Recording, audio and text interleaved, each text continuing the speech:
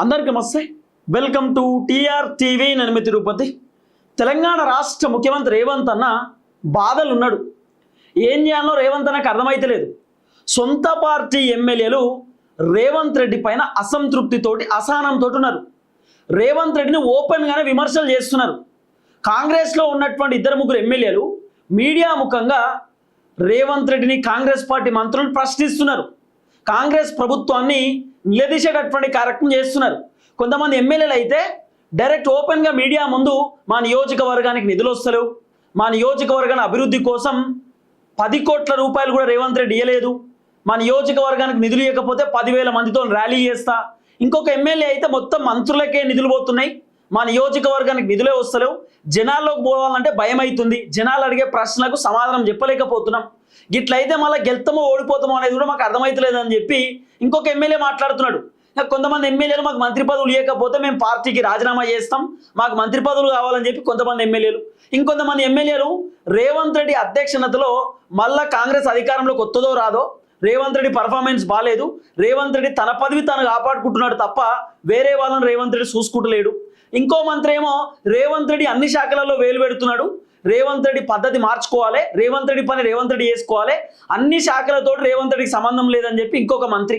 ఇంకా ఇద్దరు ముగ్గురు ఎమ్మెల్యేలు ఏమో రేవంత్ రెడ్డి ఫోన్ చేస్తే లేపుతలేడు, రేవంత్ రెడ్డి మాట్లాడతలేడు, రేవంత్ రెడ్డి కలుతలేడు, రేవంత్ రెడ్డి ఇష్టానుసారంగా వ్యవహరిస్తున్నాడు, రేవంత్ రెడ్డి అట్లీస్ట్ మమ్మల్ని పట్టించుకునే పరిస్థితి కూడా లేదని చెప్పి ఇంక ఇద్దరు ముగ్గురు ఎమ్మెల్యేలు.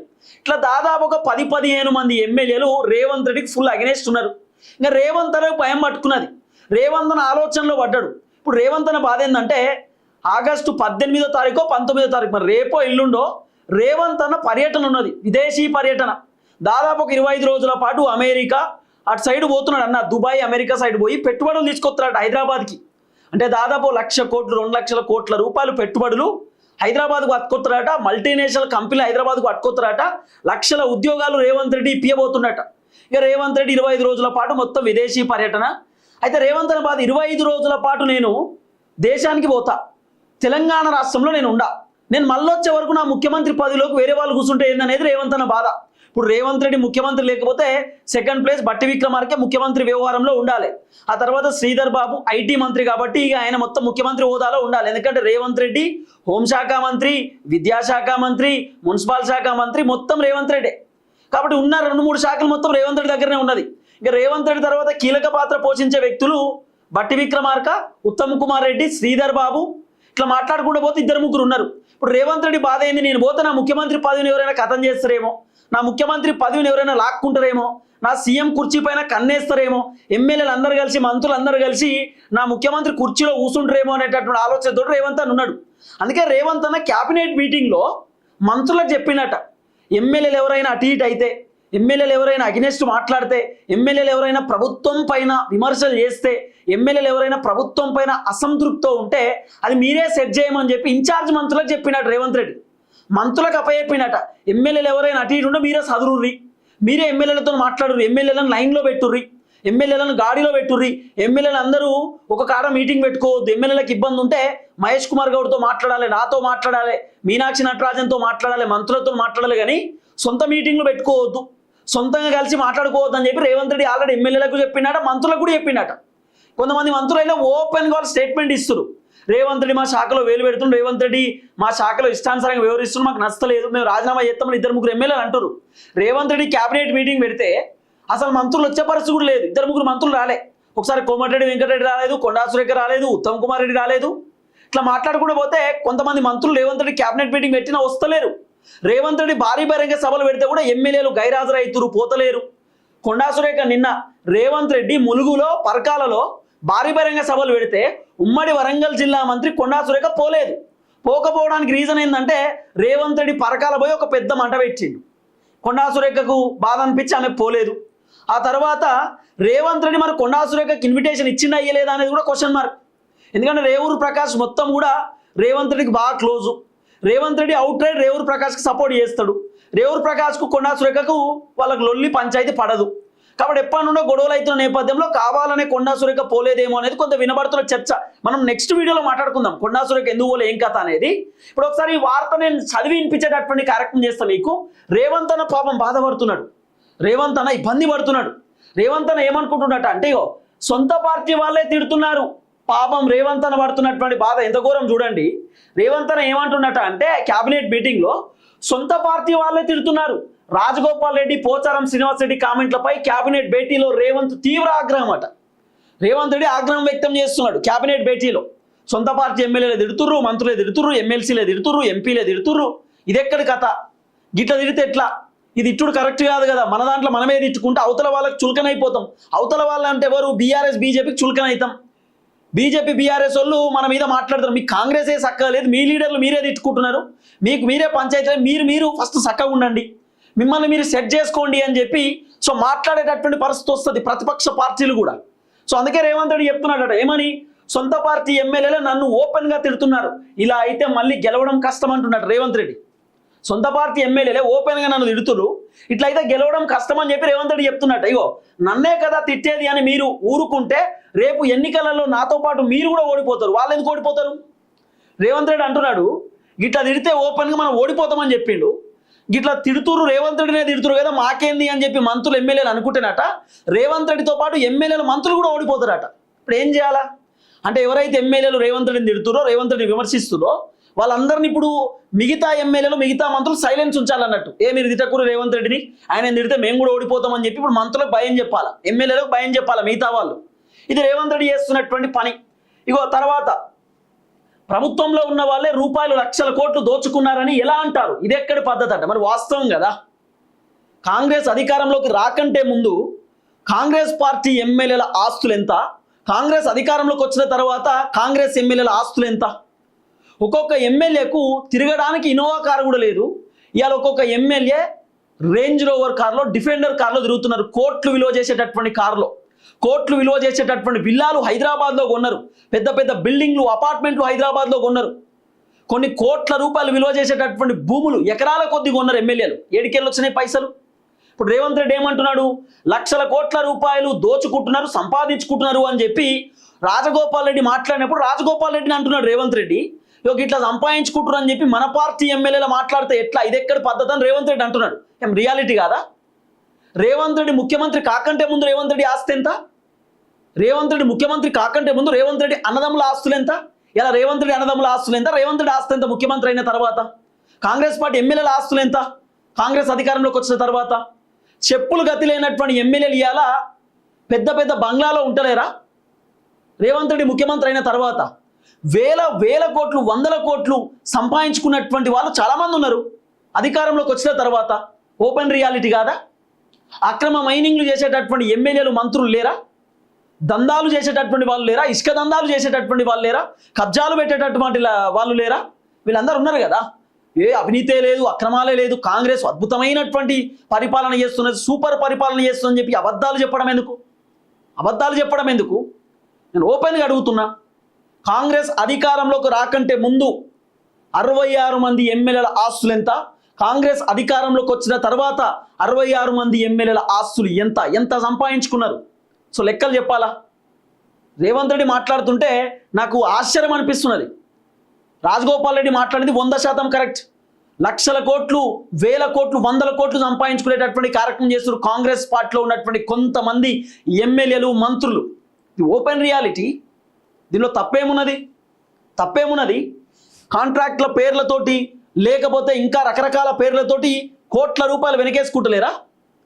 రేవంత్ రెడ్డి, కొండలరెడ్డి అని చెప్పి రేవంత్ రెడ్డి తమ్ముడికి రేవంత్ రెడ్డి ఫ్యూచర్ సిటీలో 135 కోట్ల రూపాయలు విలువ చేసేటటువంటి 5 ఎకరాల భూమి అడ్డికి పావుసేరు రేవంత్ రెడ్డి 7.5 కోట్లకు వాళ్ళ తమ్ముడికి ఇచ్చేయలేదా? ఇది వాస్తవం కాదా? కొండలరెడ్డికి సంబంధించినటువంటి కంపెనీ పేరు ఇప్పటిదాకా ఎవరికైనా తెలుసా? 2023లో పెట్టినటువంటి కంపెనీ ఇప్పటిదాకా ఏడేడ పనిచేసింది ఆ కంపెనీ? ఇంతవరకు ఆ పనిచేసింది ఆ కంపెనీ ఎవరికి తెలియదు. ఆ కంపెనీలో ఎంప్లాయీస్ లేరు, ఆ కంపెనీకి ఒక పేరు లేదు, ఊరు లేదు, ఒక షెల్ కంపెనీ లెక్క స్టార్ట్ చేశారు.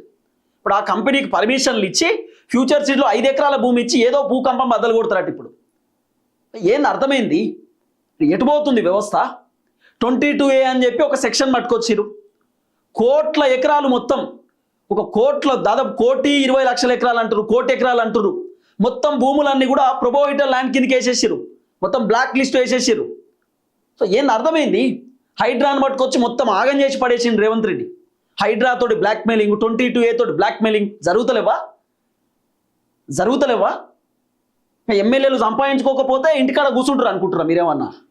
ఒక్కొక్క ఎమ్మెల్యే విపరీతంగా సంపాదించుకుంటున్నారు. ఇంకా రకరకాల దందాలతోటి, అది మనం చెప్పాల్సిన అవసరం లేదు, గంత ఘోరంగా ఉన్నది పరిస్థితి. ఆ తర్వాత ఇగో ఆ ఎమ్మెల్యే కాంట్రాక్టుల బిల్లులు క్లియర్ చేయించుకొని మళ్ళీ ప్రభుత్వాన్ని తిడుతున్నాడట. ఎవరా ఎమ్మెల్యే ఎవరు? ఇప్పుడు ఆ ఎమ్మెల్యే కాంట్రాక్టుల బిల్లులు చెల్లించుకొని అంటే రాజగోపాల్ రెడ్డి మాట్లాడింది కాబట్టి రేవంత్ రెడ్డి రాజగోపాల్ రెడ్డిని అంటున్నాడా? లేకపోతే అనిరుద్ రెడ్డిని అంటున్నాడా? లేకపోతే ఇంకా ఎవరైనా ఎమ్మెల్యేని అంటున్నాడా? లేకపోతే దానం నాగేందర్ని అంటున్నాడా? పోచారం శ్రీనివాస్ రెడ్డిని అంటున్నా? ఎవరిని అంటున్నాడు రేవంత్ రెడ్డి? ఇప్పుడు ఈ మధ్యకాలంలో 2-3 ఎమ్మెల్యేలు మాట్లాడినారు. రేవంత్ రెడ్డి పైన వ్యతిరేకంగా మాట్లాడినటువంటి ఎమ్మెల్యేలు 2-3 ఉన్నారు. మరి రేవంత్ రెడ్డి ఎవరిని అంటున్నట్టు? రేవంత్ రెడ్డి ఎవరి గురించి మాట్లాడుతున్నట్టు? ఇది ఒక పెద్ద question mark. So maximum Rajagopal రెడ్డిని అంటుండేమో. మరి ఇగో మీడియా ముందే ఏదంటే అదే మాట్లాడుతున్నారు. అలా మాట్లాడడం సరైన పద్ధతి కాదట. మరి నువ్వు ఇప్పుడు మీడియా ముందు కాంగ్రెస్ పార్టీ ఎమ్మెల్యేలు మంత్రులు ఏది పడితే అది మాట్లాడుతారు, అట్లా మాట్లాడడం కరెక్ట్ కాదని రేవంత్ రెడ్డి చెప్తుండు కదా. మరి నువ్వు మాట్లాడుతుంది ఏంది రేవంత్ అన్న? మీడియా ముందు భారీ బహిరంగ సభలో మహిళలు చూస్తున్నారు నేను మాట్లాడే మాటలు అనేటటువంటి ఆలోచన లేకుండా కేసీఆర్ను ఇష్టం ఉన్నట్టు తిట్టుకుంటూ నువ్వు ఆ సభలో బూతులు మాట్లాడుకుంటూ ఇష్టానుసారంగా వ్యవహరిస్తూ ఉంటే మరి అక్కడ వినేది మహిళలు కూడా ఉంటారు కదా. నువ్వు మాట్లాడే మాటలు అద్భుతంగా ఉన్నాయా? కాంగ్రెస్ పార్టీ అధికారంలోకి వచ్చినాక, రేవంత్ రెడ్డి ముఖ్యమంత్రి అయినాక ఒక్కసారన్నా రేవంత్ రెడ్డి బూతులు మాట్లాడలే. ఏ సభలో అయినా రేవంత్ రెడ్డి కేసీఆర్ని తిట్టడమే లక్ష్యం కదా. కేసీఆర్ని తిట్టడమే రేవంత్ రెడ్డి పని కదా. తిట్టుడు తప్ప ఏమైనా చేసిండా? కేసీఆర్ అవినీతి చేసిండు, కేసీఆర్ని తీసుకుపోయి లోపడేసిండా? సో నేను చెప్తున్నా నార్మల్గా, రేవంత్ రెడ్డి మాట్లాడే మాటలన్నా అద్భుతంగా ఉన్నాయా? మీరు చెప్పాలా రేవంత్ అన్న? ఇప్పుడు తిడుతున్నారు, విమర్శిస్తున్నారు అని చెప్పి ఎమ్మెల్యేలను మీరు అంటున్నారు కదా. సో మీరు ఎట్లా మాట్లాడుతున్నారు? మీ మాటలు ఎట్లున్నాయి? మీ తీరు ఎట్లున్నది? మీ పద్ధతి ఎట్లున్నది? మీరు మాట్లాడే బూతులు ఎట్లున్నాయి? మీరు ముఖ్యమంత్రి హోదాలో ఉన్నారు. మీరు మాట్లాడేటప్పుడు 1-2 సార్లు క్రాస్ చెక్ చేసుకొని మాట్లాడాలా. కానీ అట్లా లేదు కదా. ఏ ముఖ్యమంత్రి కూడా మీరు మాట్లాడుతున్నటువంటి భాష మాట్లాడరు. ఏ ముఖ్యమంత్రి కూడా, ఏ రాష్ట్రంలో. సో మన ముఖ్యమంత్రి మాట్లాడతాడు రేవంత్ అన్న, ఎందుకంటే ఇక నేను ఇట్లా మాట్లాడితేనే బాగా ఇష్టం జనాలకని మళ్ళీ ఆయనే అంటాడు. ఇగో కష్టపడి అధికారంలోకి వచ్చాము, మీరు మీడియాలో ఇష్టం వచ్చినట్లు మాట్లాడితే నష్టపోతామట రేవంత్ రెడ్డి చెప్తున్నాడు. సో ఫస్ట్ నష్టపోయేది రేవంత్ రెడ్డి వల్లనే. రేవంత్ రెడ్డి వల్లనే కాంగ్రెస్ నష్టపోతున్నది. సో ఆ పని రేవంత్ రెడ్డి చేయాలి. ఇష్టం వచ్చినట్టు మీడియా ముందు రేవంత్ రెడ్డి మాట్లాడొద్దు. ఆ పని చేయాల్సింది రేవంత్ రెడ్డి ఫస్ట్. కాంగ్రెస్ పార్టీ ఎమ్మెల్యేలు మంత్రులు మంచిగానే మాట్లాడుతున్నారు, రేవంత్ రెడ్డి చక్కగా మాట్లాడుతున్నాడు. కాబట్టి ఫస్ట్ రేవంత్ రెడ్డి మాటలు తగ్గించి పని చేయాలి, బూతులు తగ్గియాలి రేవంత్ రెడ్డి. ఆ తర్వాత అంతా సెట్ అయిపోతుంది. ఇంకో ఎమ్మెల్యేలు వ్యక్తిగత ఎజెండాతో కాకుండా పార్టీ ప్రభుత్వం లైన్లో మాట్లాడితే బాగుంటుంది. సో ఇది రేవంత్ రెడ్డికి వర్తిస్తుంది. ఒక పార్టీ లైన్లో పార్టీ పద్ధతులను, పార్టీ ఎజెండాను ఫాలో అవుతూ రేవంత్ రెడ్డి పనిచేయాల. సొంత ఎజెండా, నా వెనకాల వేం నరేందర్ రెడ్డి ఉన్నాడు, మా దోస్త్ ఎంత సంపాదించుకున్న ఏం కాదు, రోహిన్ రెడ్డి ఉన్నాడు ఎంత సంపాదించుకున్న ఏం కాదు, ఫహీం ఖురేషి ఎంత సంపాదించుకున్న ఏం కాదు, ఏమన్నా చేసుకోండి మీ ఇష్టం, ఇది మన ప్రభుత్వం, మా అన్నదమ్ములు ఉన్నారు, ఏం చేసినా ఏం కాదు అనుకుంటే ఇబ్బంది అవుతుంది కదా. పార్టీ లైన్లో పనిచేయాలి. కాంగ్రెస్లో చాలామంది సీనియర్ లీడర్లు, ఉద్యమకారులు, కాంగ్రెస్ కోసం క్రియాశీలక పాత్ర పోషించినటువంటి వాళ్ళు ఉన్నారు. తెలంగాణ రావడంలో క్రియాశీలక పోషించినటువంటి వాళ్ళు చాలామంది ఉన్నారు. సో ఎంతమందికి రేవంత్ రెడ్డి పదవులు ఇచ్చిండు? ఎంతమందిని రేవంత్ రెడ్డి ఆదుకున్నాడు? ఎంతమందిని రేవంత్ రెడ్డి క్రియాశీలక పాత్రలో ఉన్నటువంటి వాళ్ళని కలిసిండి, ఇప్పటిదాకా మాట్లాడిండు, భరోసా ఇచ్చింది చెప్పండి. ఇంకా ఈయన చెప్తుంటే నిజంగా అసలు ఆశ్చర్యానికి ఆశ్చర్యం. ఇంకా రేవంత్ అన్న మాట్లాడుతుంటే ఆ తర్వాత ఏది మాట్లాడినా నాతో నేరుగా లేదా పార్టీ వేదికలపై మాట్లాడాలి, మీడియాలో మాట్లాడకండట. ఇక మీతో మాట్లాడే పరిస్థితుందా రేవంత్ అన్న?